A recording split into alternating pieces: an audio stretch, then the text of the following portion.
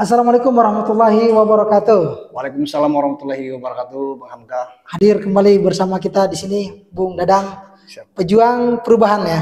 Insya Allah. Insya Allah, pejuang perubahan. Malam ini kita akan bincang-bincang nih, Ya. karena tadi malam sudah nonton debat capres nih. Ya. Debat capres ya. Iya, debat. Luar biasa. Dari abang sendiri nih, dari kacamata seorang pejuang perubahan ini, mungkin memberikan skor untuk 3 calon presiden kita ini seperti apa? Ya. Sebelum menjawab itu, sebenarnya saya ingin duduk di antara minimal ada perwakilan jubir daripada 03 maupun 02. Tapi ya, belum ada yang bersedia, ya mau apa lagi kan? Betul. Ya kita respon aja apa yang ada dulu. Untuk menanggapi atau memberikan penilaian terkait capres ini, sebenarnya sudah diberi nilai oleh capres dari 03 maupun 01. Ya. Jadi memang ya mohon maaf harus kita sampaikan bahwasanya banyak pengamat ataupun pengamat politik, politisi-politisi yang blunder dalam memprediksi apa yang terjadi tadi malam. Blundernya karena mayoritas pengamat beranggapan bahwasanya dengan tema pertahanan, keamanan dan sebagainya tadi malam itu itu adalah milik atau gaungnya Capres 02, yaitu miliknya Prabowo. Tetapi fakta di lapangan kita lihat bersama-sama tidak demikian. Justru ya mohon maaf sekali lagi, Prabowo terlihat beberapa kali blunder di dalam debat tadi malam. Artinya terbawa emosi atau gimana maksudnya? Kalau saya lihat memang ini Prabowo ini cukup temperamen dia, sehingga emosional beliau mengganggu konsentrasi beliau. Jadi jelas tadi malam itu lagi-lagi ya terpancing bukan karena saya berada di pejuang perubahan, tetapi jika kita menganalisa dengan pikiran yang jernih, tentu Anies unggul tadi malam. Skornya Anies 9 ya? 9. Kenapa enggak 10? Karena tetap bagi saya pribadi, saya harus menyisakan ruang ketidakpercayaan kepada para politisi. Wah, luar biasa. Iya. Jadi kita kasih ada ruangnya ya. Harus ada ruang ketidakpercayaan kepada politisi. Siapapun itu. Siapapun itu. Oke, siap. Kalau untuk Ganjar tadi malam gimana? Tadi malam juga cukup baik, walaupun dia normatif, tapi dia di cukup tajam lah beberapa. Ya, saya kasih, kalau saya menilai Ganjar ya 7 lah. 7 ya. Berarti masih ruang untuk tidak percayanya lebih besar ya? Ya. Kalau untuk Bapak Prabowo ya? Kalau untuk Pak Prabowo mungkin saya sama dengan Ganjar. Sama Pak Ganjar ya? Tidak sama dengan Anies dalam soal penilaian. Kalau Anies ya mohon maaf dia 11 dari 100. Kalau Ganjar 5. Ya, dari 10. Dari 10 itu masih merah. Itu terbukti dari beberapa pertanyaan yang diajukan oleh Ganjar maupun Anies tidak bisa dijawab dengan tuntas oleh Prabowo. Dengan dalih atau alasan waktu atau durasi yang tidak cukup. Betul. Jadi itulah poinnya dari abang ya. 9, 7, dan 5. Itu luar biasa. Ada yang merah. Ada yang merah. Iya. Kemudian kalau kita lihat tadi malam tuh yang sering menjadi high lagi ya, artinya poin penting dari Prabowo itu sering mengkritik soal etik gitu ya. Karena beberapa kali disindir sama Anies soal etik, malah justru dia berbalik menyerang. Kira-kira seperti apa tanggapannya? Begini, justru saya melihat emosi dari seorang Prabowo ini muncul ketika disinggung soal etika. Jadi terlihat sekali beliau sangat terganggu dengan pertanyaan-pertanyaan yang menyangkut soal etika. Apalagi soal yang di MK itu dipersoalkan lagi atau dipertanyakan lagi oleh Anies Baswedan. Sehingga mungkin ini prediksi saya, mungkin akibat pertanyaan itu soal etika, disitulah yang mengganggu emosional beliau sehingga beliau tidak bisa berkonsentrasi dengan baik untuk menjawab pertanyaan-pertanyaan dari Ganjar maupun Anies Baswedan. Dan saya lihat tadi malam itu memang, ya kalau kita lihat dari awal rentetannya itu jelas. Pertama yang melakukan attacking atau menyerang itu Anies dari awal sudah melakukan serang. Ganjar belum. Prabowo dari awal kasih pujian kepada Ganjar. Ya. Mungkin dengan maksud agar supaya Ganjar tidak menyerang beliau. Maksud dalam konteks serangan ini adalah serangan pikiran, itu biasa dalam debat. Di dalam debat itu serangan pikiran itu saling sanggah itu biasa. Kalau saling puji itu namanya PDKT. Nah, kalau pacaran boleh saling puji. Kalau debat harus ada saling sanggah, saling bantah. Jadi, dan yang mengejutkan bagi Pak Prabowo ini adalah ketika di segmen akhir Ganjar melakukan serangan juga kepada Prabowo. Dan cukup tajam, betul. Cukup tajam serangan Ganjar juga. Dan umpan lambung terakhir Ganjar itu di smash balik oleh Anies Baswedan. Kalau kita ini ibarat main voli, ini Ganjar kasih bola lambung, bola toser, Anies yang smash lagi.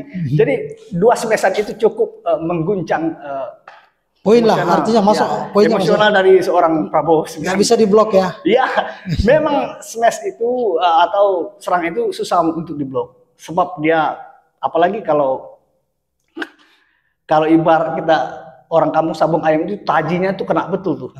Berdarah-darah itu ya? Iya, berdarah-darah. Nah, habis itu makanya kalau kita lihat dia setelah selesai debat selesai, beliau langsung meninggalkan arena debat, podium. Biasanya kan ada joget-joget minimal lah kan. Salaman. Iya. Betul, itu di akhir begitu apa namanya selesai debat itu kan ada penyampaian gagasan atau apa ya istilahnya. Ya diwawancarai dulu. Konferensi pers lah. Betul-betul ya. Jadi kemudian adalah satu poin juga yang tadi malam dikritik sama Prabowo yang sempat di awal dia sudah panas tentang tanah yang dibahas sama Anies Rashid Baswedan itu. Pandangan abang gimana? Sedangkan data yang disampaikan Anies itu sebenarnya valid juga. Kalau kita cek berdasarkan data dari Kompas ya tahun 2019. Kira-kira menurut abang seperti apa itu? Begini, tentu apa yang disampaikan oleh Anies Baswedan dasarnya tentu data atau dia berbasis dengan data. Tidak mungkin seorang Anies Baswedan maupun Ganjar menuding atau menyampaikan fakta-fakta yang tidak berbasis dengan data terkait soal tanah. Dan seharusnya kalau Prabowo ini dia mampu untuk membantah apa yang dituduhkan soal data tanah yang disampaikan oleh Anies maupun Ganjar, dia harus mampu menyampaikan itu dengan data. Bantah itu dengan data, bukan membantah bahwa data Anda salah. Kita boleh bantah data orang itu salah, tapi kita harus berikan data bandingan. Apa data bandingan kita? Tidak bisa kita hanya katakan data Anda salah tanpa kita berikan data perbandingan. Itu kan tidak terjadi tadi malam. Jadi kalau tidak bisa dibantah dengan data, apa yang data yang sudah disampaikan baik Anies ataupun Ganjar, jika tidak bisa dibantah dengan data oleh Pak Prabowo, artinya mereka benar. Maksudnya data yang diajukan oleh Ganjar maupun Anies itu benar. Dan dari sisi logisnya begitu. Betul. Kemudian dari closing statement dari 3 capres ini Bang, mungkin poin yang Abang tangkap seperti apa? Dari closing statement, tentu dari ketiga capres ini sangat memikirkan atau memperhatikan jika mereka terpilih. Tidak ada beda antara ketiga capres ini soal kualitas hidup prajurit TNI maupun Polri. Itu mereka sepakat soal itu. Tetapi lagi-lagi saya mundur sedikit ke belakang. Apa yang menjadi kritik Anies Baswedan itu sangat logis sekali. Artinya memang itu berdasarkan fakta dan logika pun menerima itu dengan baik dan sempurna. Soal tanah, Anies Baswedan mengkritik Prabowo. Dari mungkin lebih dari separuh Babinsa atau TNI kita tidak memiliki rumah dinas yang layak ataupun masih banyak yang ngekos, ngontrak, segala macam. Itu kan hal yang fakta itu sebenarnya. Itu fakta di lapangan.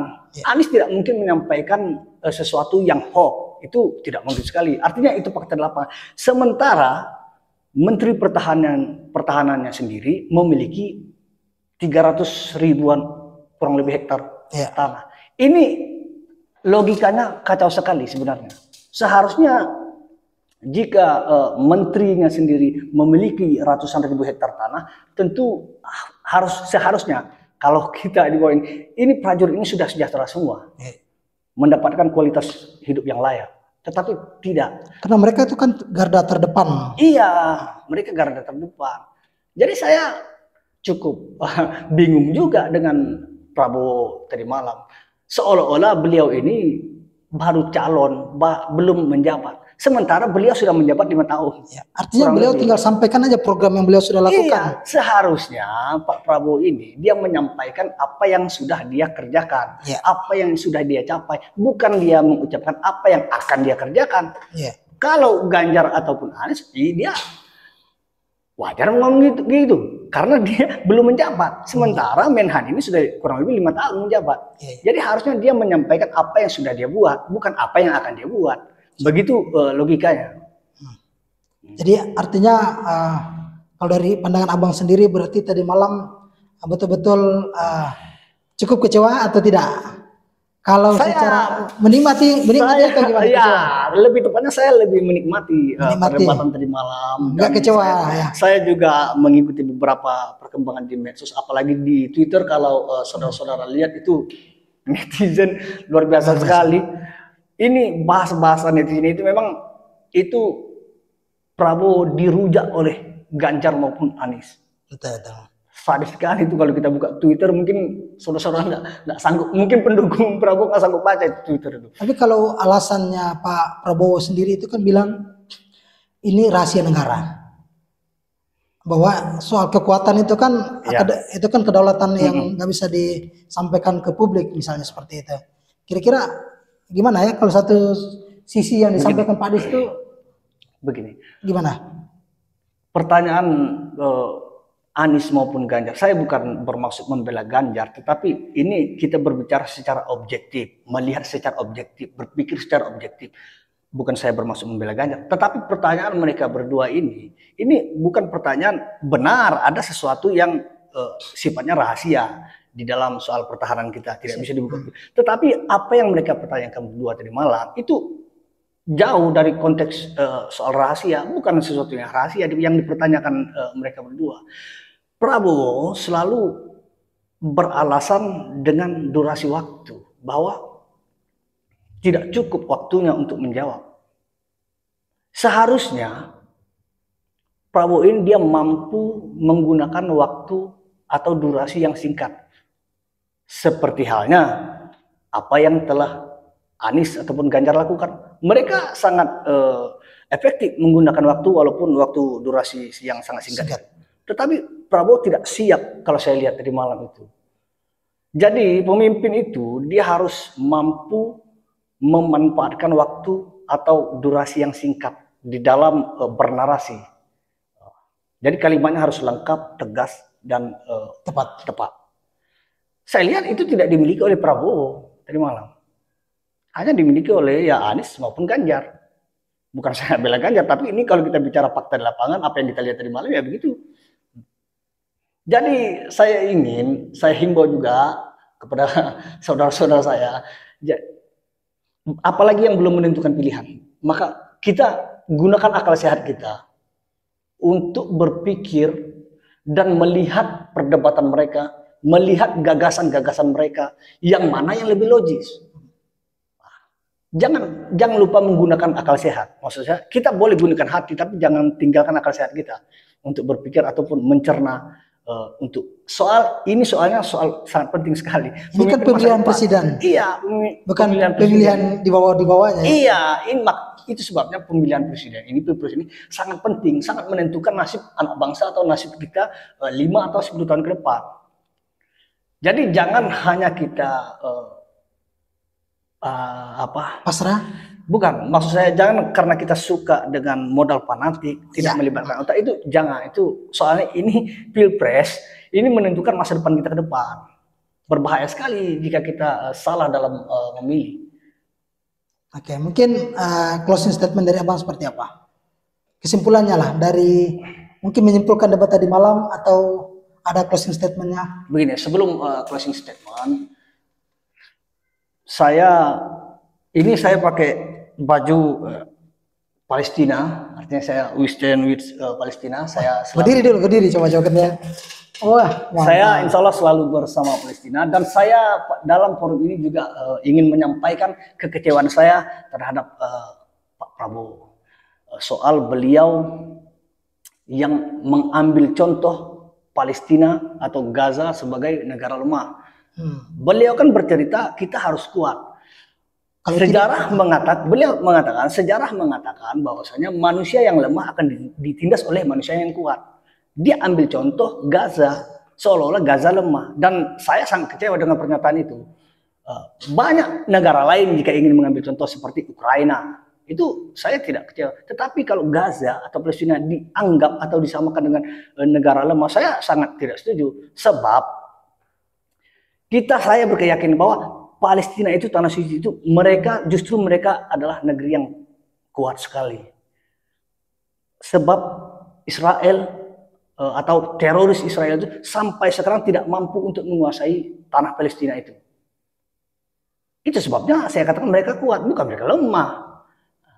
Berbeda dengan negara-negara lain yang mudah dijajah oleh Israel atau bangsa Yahudi, termasuk kita sendiri. Kita mudah sekali dijajah dengan jajahan teknologi, jajahan doktrin-doktrin yang menyesatkan dan sebagainya. Kita lemah dalam soal itu. Apalagi kayak kalau berbicara lemah, justru Kementerian Pertahanan di tahun 2003 disampaikan oleh Anies Baswedan itu dibobol oleh hacker. Justru itu menunjukkan fakta bahwa kelemahan di lembaga tersebut. Siap. Jadi saya ingin menyampaikan kekecewaan itu saja, bahwasanya Palestina itu adalah negara kuat, dan saya ingin kita sebagai tidak perlu kita menjadi Muslim, cukup kita menjadi manusia yang memanusiakan manusia untuk bersama Palestina. Masya Allah, luar biasa. Oke. Munadang, terima kasih ya. Siap. Atas kesempatannya, walaupun singkat tetapi ini sangat bermanfaat dan berisi tentunya ya. Jangan lupa juga saksikan debat-debat yang masih tersisa untuk menambah wawasan kita dan untuk kita menganalisa lebih jauh pemimpin mana yang layak untuk kita coblos pada Februari 2024 mendatang. Sedikit closing statement dari saya, tentunya karena saya adalah distatuskan sebagai pejuang perubahan, tentu closing statement saya adalah